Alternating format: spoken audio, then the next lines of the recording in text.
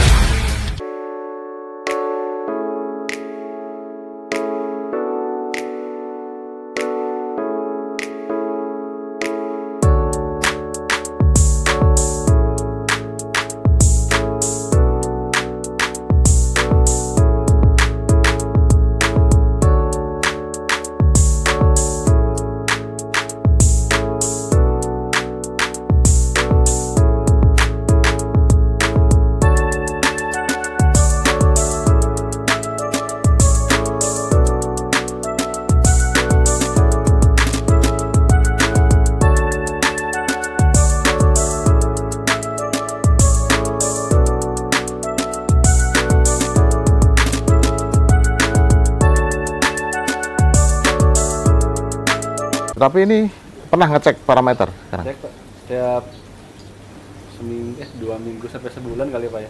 Oh rutin, masih rutin ngecek? Ada yang pakai apa tuh? api? Yang dari api ya. Api itu paling bagus sih memang, masih paling lengkap juga dia. Sekali beli udah dapat. Ada yang anomali nggak dari aman ya? Paling sempet itu pas lagi hujan tuh nitrat ya, tapi nitratnya masih yang saya kirim Bapak sih masih yang masih normal. Sih. Aman sih. pH itu 7,8 lah Pak. Masih aman lah ya. Itu bagus banget segitu. Mungkin ya memang bagus banget kalau sampai ya range kalau pH itu kan 7,5 sampai 8,5 kan. Itu kalau 7,8 sih masih oke banget. Nitrat nol. Selalu nol sih. Jadi semua nol.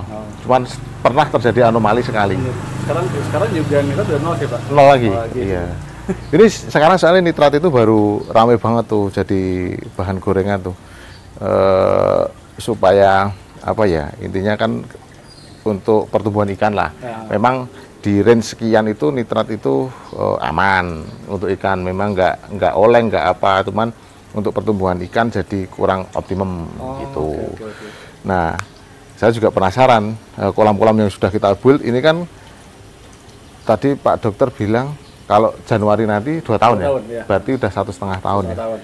Medianya kan MBBR sama Momogi kan? Iya, Momogi oyster. Iya, Momogi oyster aja itu kan di Jawa. Paling perubahan ini sih Pak dari dulu awal itu. Dulu kan di waterfallnya oyster tuh. Oysternya saya geser ke chamber biologis. Saya ngambil momogi dari Bapak tuh. Jadi di waterfallnya momogi tuh full Pak. Full momogi sekarang ya? Oh, nanti kita intip lah. lebih oke sih Pak. Iya, ya wes. Nah itu karena kan sekarang ada salah satu media itu yang dibuild khusus untuk nurunkan nitrat gitu. Dan itu memang infonya ya untuk nitrat itu kan bakterinya anaerob ya. Yang nggak pakai oksigen gitu. Lah ini full semua oksigen nih kan. Ternyata nol juga. Saya pernah nanya siapa saya baca tuh. Saya juga sempat lihat YouTube Bapak sih kan. Takutnya kalau kita nggak kasih aerasi kan takutnya clogging takutnya Pak ya. Iya betul karena kotor, mampet. Bilang kan takutnya rongga-rongganya ketutup. Bakteri kan jadi malah. Betul, ketutup. Kalau teori saya begitu, tapi ya ada semacam inilah teori baru. Ya bukan teori baru, mungkin saya yang baru ngerti. Nah, kalau debit lambat di chamber biologi memang kita selalu ngitung itu tuh debit untuk chamber biologi sebisa mungkin jangan lebih dari 30 kali. Kalau yang ya sebenarnya mekanis maupun biologi sama sih, jangan lebih dari 30 kali. Kalau kita kan bicaranya RDF, ya wes udah merem lah gitu. Tapi kalau untuk biologi sebisa mungkin kita gedein kalau space-nya ada. Jadi nggak perlu banyak sekat supaya flow-nya melambat. Jadi asumsinya air yang lewat situ itu bisa optimum ya. Lebih oleh. Ya, betul sekali gitu. Memang benar kayak gitu. Dulu sempat sih Pak, saya lupa tuh nitrat cuma nggak tinggi-tinggi banget tuh. Saya coba yang tadi tuh kan kemarin baru ngecek tuh kemarin deh Pak. Udah saya buang sih. Nol terus ya. Iya. Karena kemarin di kolamnya salah satu customer juga nol juga di Kemayoran. Itu nggak pakai anaerob ya Pak? Sama sekali. Padahal itu tak konsep juga ada pinggirnya itu ada sungai gitu kan. Nantinya itu saya pakai untuk apa namanya filter vegetasi itu rencananya. Jadi tanaman karena tanaman kan butuh nitrat. Nah, sepanjang yang saya pelajari memang untuk meredus nitrat itu paling efektif ya tanaman gitu. Filter tuh, VG filter tuh. Betul, filter vegetasi itu. Nah, sampai sekarang tanamannya belum kita taruh juga. Udah nol. Udah nol. Nggak usah kalau gitu. Iya. Udah nol semua lah, ngapain gitu kan. Terus ya ini kita ngobrol-ngobrol kolam aja ini. Ini memang nggak tahu kenapa Pak. Rata-rata kemarin kita sama Pak Dokter juga tuh di Solo. Oh yang kolam Angka 8 ya. Dokter Christian juga. Sekarang Dokter Alfon. Banyak pasien dokter. Saya pasiennya Pak. Iya. Ini dokternya. Banyak pasien kita dokter dan kalau Dokter Christian kita build dari awal sih. Kok ini dulu kan juga sebenarnya sudah running toh kolamnya. Running. Sudah running, kita ngerenov aja ya. Ngupgrade engine. Tapi jauh ya. Ngupgrade engine. Bore up juga ini karena kan BD-nya kita bikin 4 titik kan, 1, 2, 3, 4. Dulu cuma 2 in. Cuma 2 in terus nyamping gitu aja tuh dulu. Ya, saya ingat saya nyamping. Nah, kita pasang BD-nya kan 4, terus upgrade pakai RDF semua ya. Ini filternya nanti di belakang ini, di belakangnya Mas kameramen itu. Sama itu, yang di Solo kan juga sama, kita ngupgrade. Kemarin baru selesai di PIK, baru selesai kolam, baru running sekitar 3 bulanan kalau nggak salah. Ya, begini begitu, ya kita sama ini lagi. Upgrade engine. Jadi kayak dulu untung sih pakai RDF tidak, maksudnya kalau Pak bilang kan kalau hobi malah bikin susah buat. Jadi sih membantu ya saya Pak. Kita udah nggak usah lagi pusing-pusing. Ya, apalagi tantangannya ini kan daunan banyak nih ya Pak Alfonnya. Banyak Pak. Daunan banyak, terus kalau masih konvensional seperti yang lama kan, capek Pak. Waduh, masuk semua ke sana harus ngangkatin gitu. Itu Pak yang saya bilang tadi pernah nyoba ini Pak, yang chamber koleksinya kan saya kasih beras tuh Pak. Oh, iya. Baru 5 hari tuh, hijau Pak semua Pak. Hijau apanya nih?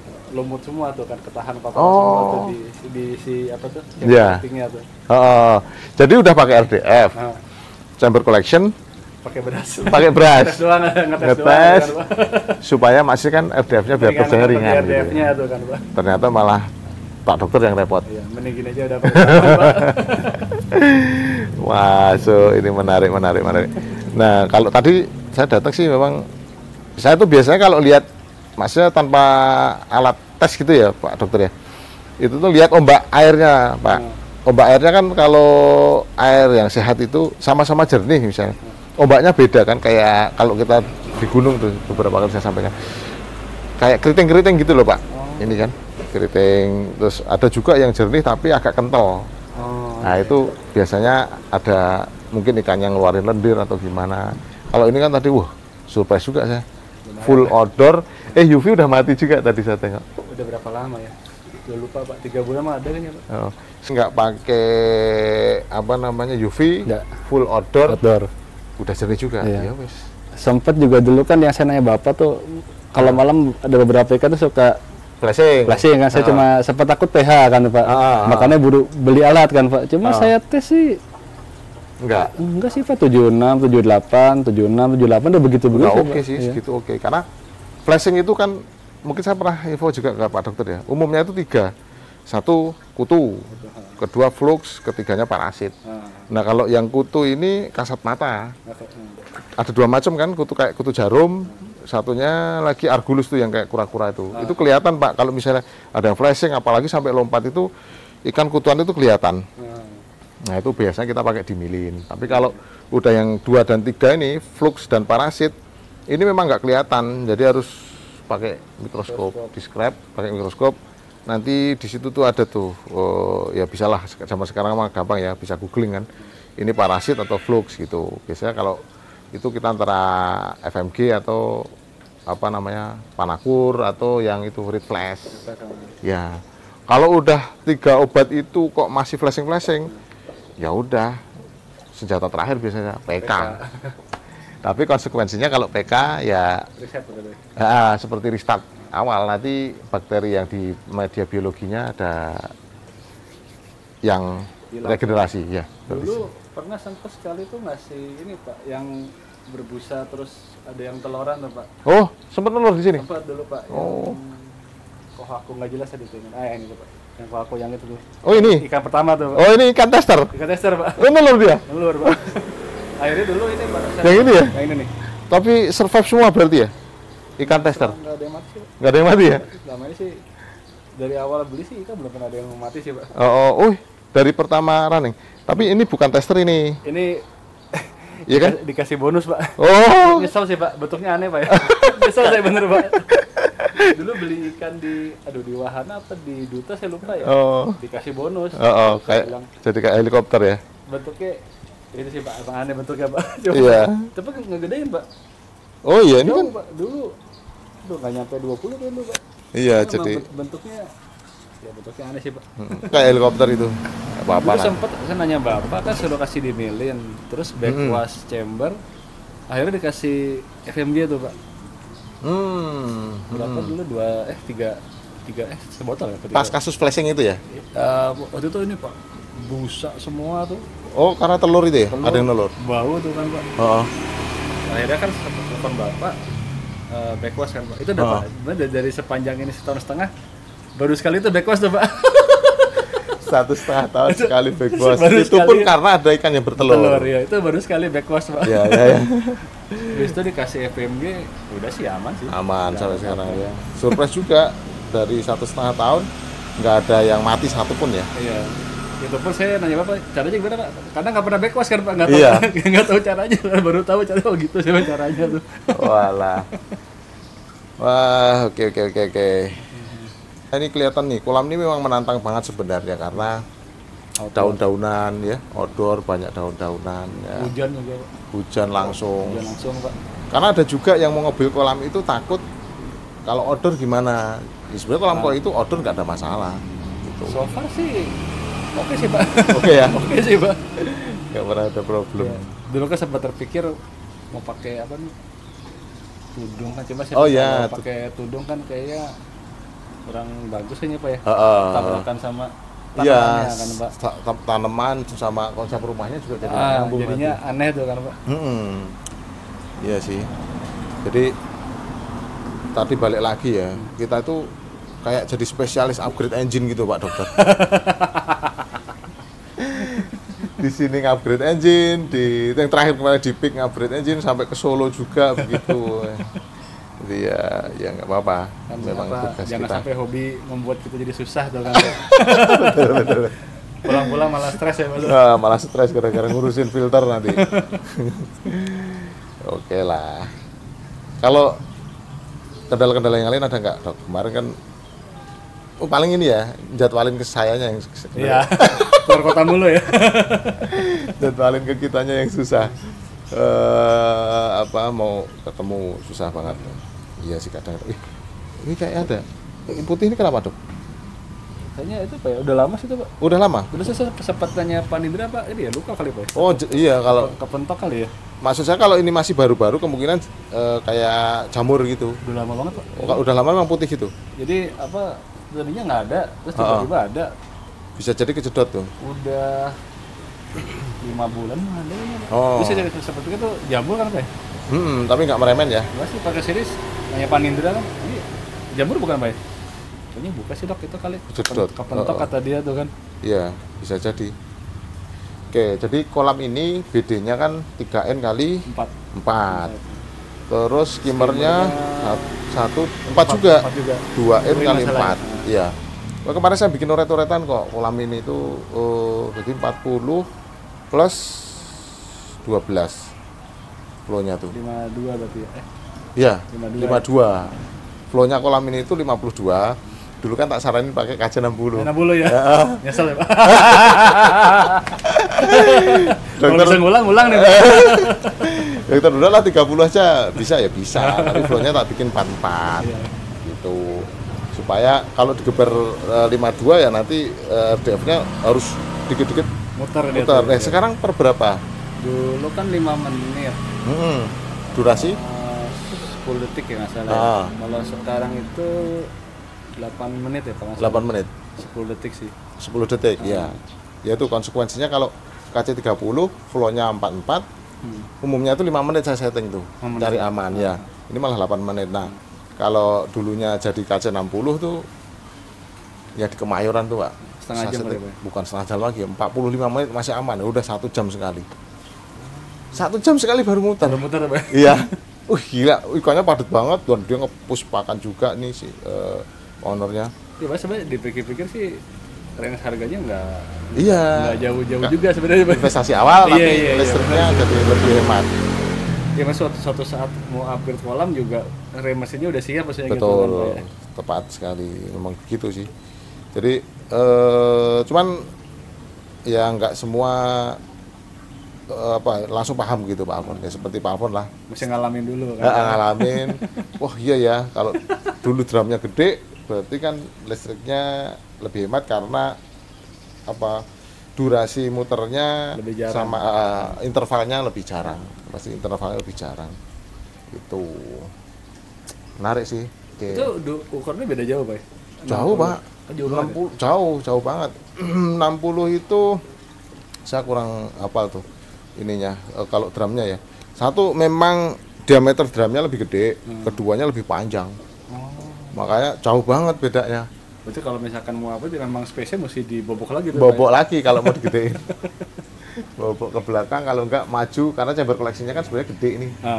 Dan karena filternya di dalam box ini ya, mungkin nyopot pintu-pintunya karena nggak bisa masuk. Karena gede itu. Iya, karena bodinya gede tuh KC60. Tuh, yang di Kemayoran itu sadis banget. Air kolam cuma 18 ton, kita pasang KC60. Gila. Singapura juga gitu tuh. Singapura saya lupa tuh, nggak sampai 20 ton itu. Itu KC60 juga? KC60. Ya, saya present, dia udah beli RDF. Jadi di rumahnya di Singapura itu kan dia beli dari China itu. Udah sampai juga. Terus saya sih prinsipnya mau RDF dari manapun, alat dari siapapun nggak masalah, kita yang nge-build, kita sebagai konsultan. Tiba-tiba dia penasaran kan dengan sistem kita, datanglah ke Jakarta kan. Datang ke Jakarta, kita ajak ke salah satu kolam yang kita bikinin. Rupanya dia compare begini begitu segala macam, akhirnya ya udahlah Mas Tosin, RDF-nya dari sini aja deh, kirimin sekalian semua. Beli 2 akhirnya. KC60 sama KC15. Nanti KC15 itu untuk akuarium yang di basement. Totalitas itu. Jadi akuarium pakai RDF. RDF juga. Jadi dia Mr. Edi itu bisa jelasin sebenarnya ini KC, seingat saya itu belasan kok, itu 15-an ton mungkin untuk kolamnya, malah bisa jadi nggak sampai. KC30 aja udah tercover. Berapa flow-nya Pak? Maksudnya flow-nya nggak kita bikin kenceng. Flow-nya tetap santai, tapi nanti biar RDF-nya juga santai. Itu tuh BD 4 in 345 ya. 45. Jadi udah 2 kali tuh Pak. Udah 2 kali, 3 kali bahkan kalau 15 ton. Saya lupa tonasenya. BD 4 in 3, skimmernya 2 in 2. 45 tambah 6. 51. Iya. Saya cuman lupa tuh tonasenya. Sehingga saya belasan aja. Itu 3-4 kali putaran per jam. Kalau kita pakai flow 51. Sadis itu. Sultan Pak, orang landed house di Singapura dibikin kolam gitu kan. Itu di Singapura mungkin buat bisa bikin rumah aja susah tuh Pak, dia bisa sampai susah Pak. Jadi di sana itu kemarin beliau cerita untuk landed ya, rumah landed itu nggak lebih dari 70.000 apa ya, nggak lebih dari 70.000 di Singapura ya. Intinya jadi untuk dapetin tanah aja susah, apalagi nge-build ya, tentu ongkosnya juga pasti tinggi. Beda sama kalau di kita kan mungkin buat punya rumah masih bisa lah gitu. Iya. Kalau itu udah kemewahan. Wah beda. Rata-rata kan sana rumah itu tau apa namanya, kayak apartemen lah ya, apartemen. Ya. Dia landed house dan sepertiganya tuh untuk kolam itu. itu. Pak, apa yang video Bapak lantai bawahnya kayaknya Pak. Kayaknya sepertiganya tuh full kolam. Itu lantai 1. Jadi ada basementnya lagi. Nanti yang akuarium itu di basement. Nah, lantai 2-nya dibikin lubang, lantai 3-nya juga.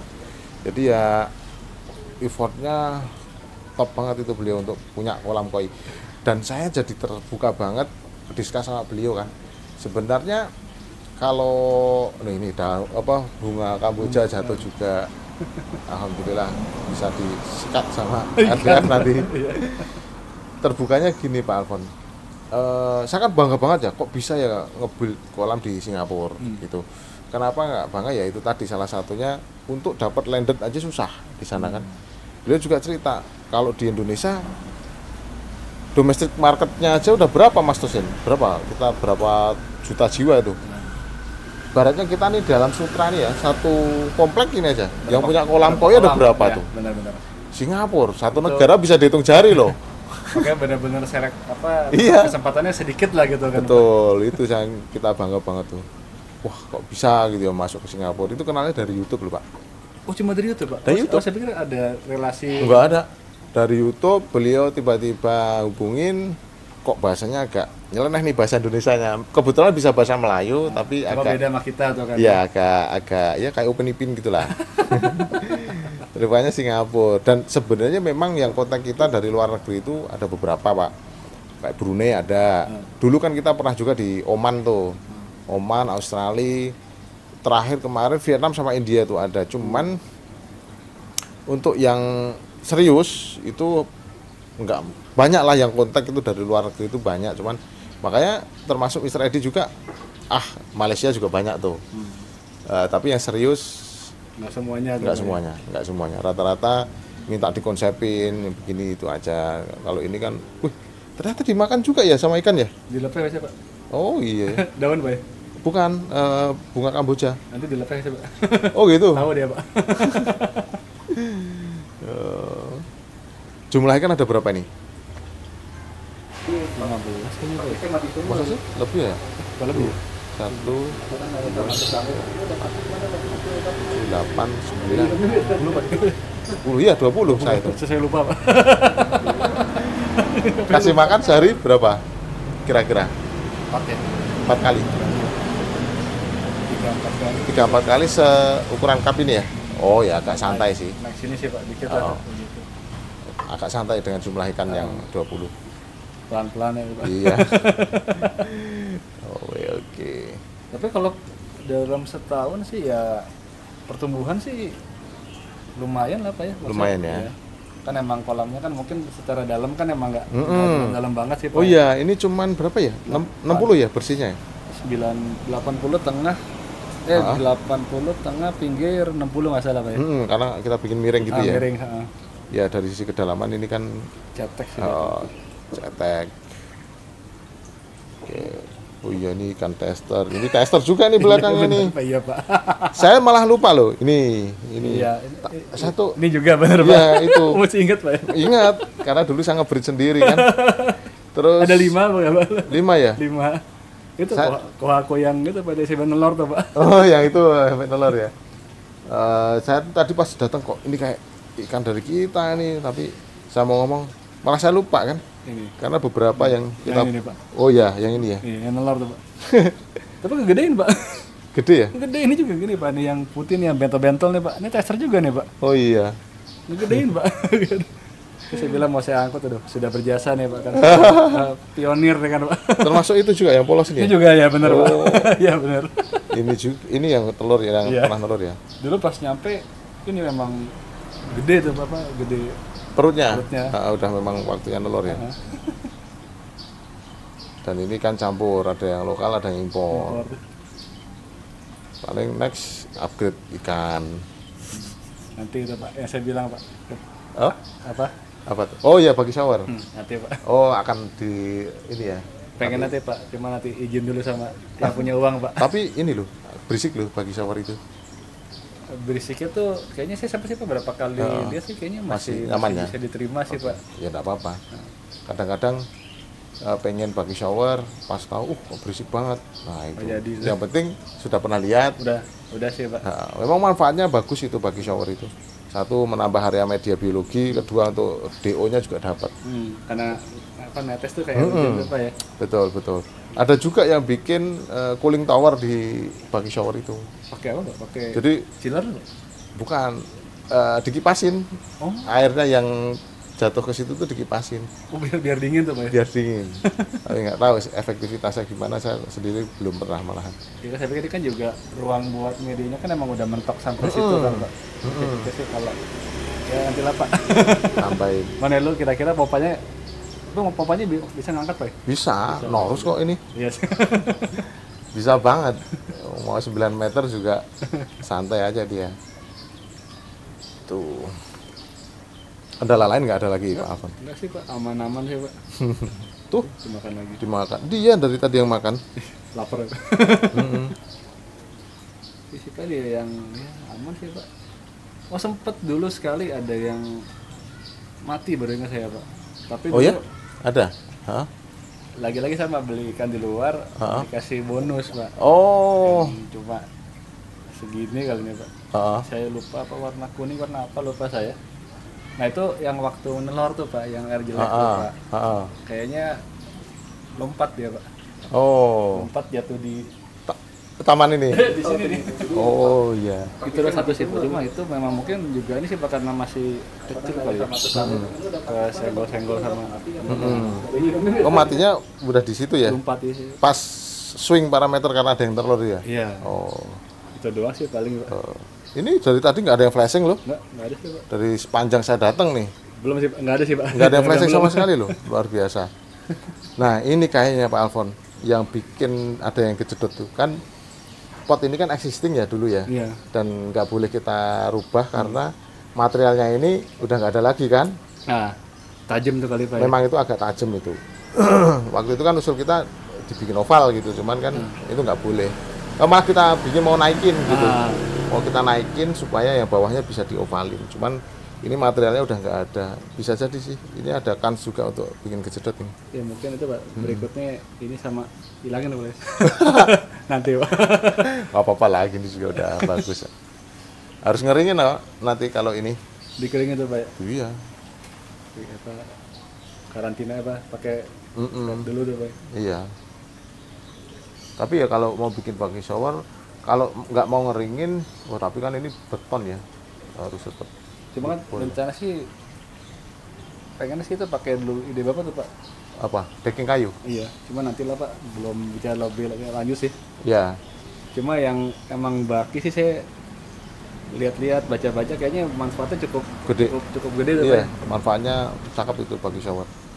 Ya, ini dulu settingannya memang udah dari bawaan rumah ya. Rumah. Seperti itu ya, betul. Kan lu emang Bapak saya pernah nanya Bapak lu kan baki kan, lu Pak bilang kan ini takutnya berisik gitu kata Bapak. Betul. Cuma pas kapan sih berapa kali lihat kolamnya orang masih oke. Oke lah, dan bilang sih. Iya sih. Ini juga outdoor kan kebetulan. Nah, Pak Pora juga sih nggak akan ada yang protes ya, Pak. Kalau di dalam rumah tuh, waduh, ganggu, Pak. Berisik banget. Tapi ada beberapa kali kita juga bikin baki kebetulan di belakang di dalam rumah tapi di void gitu. Nah, terus kasih pintu kaca gini sampai kedap. Jadi di ruang keluarga nggak masuk ke dalam tuh ya. Bener-bener nggak kedengeran. Tapi buku itu dibuka, wah, lumayan itu. Oke, ini yang dulu usul, wah ini dibikin los gitu kan, supaya view-nya ke sana lebih enak. Dulu mungkin pada waktu itu kan mungkin tanamannya belum sampai setinggi ini. Iya, betul. Tanamannya udah tinggi sih. Udah ini sih, udah ketutupan sih dia. Iya. Oke. Pakan nggak pernah ganti juga? Enggak sih, Pak. Paling dulu kan ngasihnya apa tadi? Nippon dulu. Nippon tuh ya? Ya, Nippon Giant Bond itu ya. Baca-baca nanya teman, ngambil hikari dari Bapak tuh kan. Ya. Masih banyak pakan bagus yang lain, Pak. Nanti bisa dicoba-coba. Ikan juga nambah pelan-pelan aja, Pak. Jangan buru-buru, Pak, nambah ya. Padahal itu loh, Pak Alvin itu ikan nggak sekaligus masuk brek. Ikan yang sekaligus masuk ke kolam baru itu lebih minim resiko, Pak. Karena nggak ada bakteri yang beda atau apa. Nah, Alfon kan nambah satu, ya, nanti nambah lagi satu. Hebat sih, termasuk hebat. Biasanya kalau ada nambah ikan baru tuh ada yang oleng lah, ada yang begini. Berarti karantina juga? Karantina Pak. Oh iya. Kan Pak bilang setiap kali ada masuk kan resiko pasti ada tuh kan. Resiko pasti ada. Hebat loh, nggak ada yang mati sekali loh. Mati sekali hanya karena ada yang bertelur dan dia lompat. Dan itu emang keren sih. Ukurannya emang ini sih Pak, ukurannya memang kecil sih dia mungkin Pak. Oh. Jarang loh itu Pak. Jarang banget. Makanya biasanya kalau ada yang masuk gitu, karena untuk meminimalisir supaya nggak ada resiko-resiko tadi. Kalau kita kebetulan nggak jualan ikan ya harus bebas aja lah mau nyari ikan di mana. Terus takutnya kalau filternya belum matur kita langsung masukin banyak kan juga ya, takutnya resiko mungkin. Betul. Ya, sepanjang bisa handling untuk karantinanya dan lain-lain sih aman sih. Ini udah terbukti aman juga. Karantina sih nggak terlalu repot sih Pak. Oh iya, ini aerasi kolam kan ada 1, 2, 3, 4 sebenarnya. Tapi yang dinyalain hanya sini dan ujung sana ya. Supaya yang setengah sini bisa ngelihat. Dan sana nggak dead spot juga kan? Iya, biar muter dikit Pak. Karena ini di bawah waterfall ada aerasi juga kan ya? Nggak ada Pak. Nggak ada ya? Nggak ada. Oh nggak ada ya, oke. Cuman 4 titik diffuser nih. Sebenarnya sih kalau itu dimatiin sih nggak aman sih Pak, cuma kadang takutnya itu Pak biar airnya gerak aja gitu kan. Iya sih, betul. Soalnya udah mati nanti. Karena ini kolam panjang banget dan cetek. Oke. Terus apa lagi? Peralatan sudah ada yang pernah ganti? Rusak? Belum sama sekali 1,5 tahun. Belum ada sih, pompa aman, aerator aman. Media-media. Miring aman. Malah nambah itu tadi momugi ya. Momugi sama ini oyster kalau nggak salah. Oyster ya. Iya kan? Dulu pernah ditambahin oyster. Oke lah. Kalau sama sempat dulu ini nambah cutness, tapi dikit sih nambah berapa dulu? 5 kilo berapa lu? Oh iya. Nambah cutness doang sih paling. Nah, oke. Tadi udah ngobrol-ngobrol sama Pak Dokter tuh ya. Jadi kolam ini sudah 1,5 tahun lebih lah, hampir 2 tahun. Hampir 2 tahun. Nggak ada ikan satupun mati. Pernah ada ikannya yang mati itu karena ada satu ikan yang bertelur. Jadi ada perubahan parameter, airnya berbusa, ikannya loncat hanya satu ikan dari pertama yang setelah kita renov kolam ini hanya satu ikan yang mati karena loncat pas ada ikan yang bertelur. Selebihnya hanya ada flashing ya pas sama juga momennya flashing karena ada yang bertelur tadi, jadi parameter air berubah secara mendadak gitu ya. Jadi ada iklannya yang flashing. Setelah itu saya minta big wash. Catatan juga dari Pak Dokter tadi, beliau rutin banget untuk cek parameter air ya. Jadi yang direcord sampai saat ini adalah amoniaknya 0, nitrit 0, nitratnya juga 0. Sempat naik pas habis pH-nya juga ini, pH-nya 78, stabil di 76, 78 gitu ya. Nah, kalau bicara medianya, ini simpel banget nih. Ini memang dulu kan ceritanya kolam ini kita renov itu setelah running sekitar ya 3-4 bulan lah. Rumah jadi dan ini sudah existing. Dulunya ini sebagai gudang nih ceritanya nih, area filter ini. Coba di shoot. Ini box ini adalah dulu area gudang, termasuk ada juga di bawahnya itu adalah tandon air dari pump, termasuk untuk nyimpen genset dulunya gitu. Nah, kita pakai untuk filter, akhirnya full kita pakai untuk filter, jadi boxnya nggak kita rubah. Oke, bentar, RDF baru nge-flash nih. Oke ya, nah kalau susunan area filternya ya standar, artinya standarnya Toshinkoi ya. Chamber collection, sini mekanis RDF, setelah itu MBBR pakai K1 plus, belakang itu hanya ada oyster dan momogi, nggak pakai media biologi yang lain. Parameter air udah sangat puas beliau ya. Termasuk yang ditambah adalah di waterfall tuh, di waterfall ditambahin momogi lagi. Jadi media biologinya hanya momogi Bacteria Mention, semua dari kita. Peralatan juga ada catatan juga dari dokter tadi. Selama 1,5 tahun running itu satu pun nggak ada yang ganti, termasuk dengan UV-nya. Jadi full, semua masih bawaan dari setelan kita dari awal gitu ya. Salah satu ciri-ciri chamber yang nggak pernah disentuh orang, nggak pernah di backwash, itu adalah jorok ya, kotor. Ini nih, ini ada panelnya juga nih. Tuh, coba panelnya di shoot tuh, jorok banget kan? Tuh, saking karena nggak pernah dibersihin, nggak pernah maintenance, nggak pernah backwash apa-apa, jadi ya gini ciri-cirinya. Kalau dibilang kalau saya bilang nggak pernah backwash tapi kok ininya bersih, itu agak. Terus khususnya yang dinding apa ya, tembok-tembok di bawahnya itu ya, itu berarti kan nggak pernah nggak pernah dirambah, makanya jorok. Minusnya gitu tuh, kalau kolam nggak pernah di maintenance, artinya nggak pernah backwash ya, kita ambil sisi positifnya, itu pasti jorok di area chambernya gitu ya. Ambil video di sana. Tantangannya kolam ini adalah karena kolam outdoor, banyak tanaman, banyak pohon-pohonan yang rontok ke kolam, tapi semua dilipas oleh filter mekanis dari RDF gitu ya.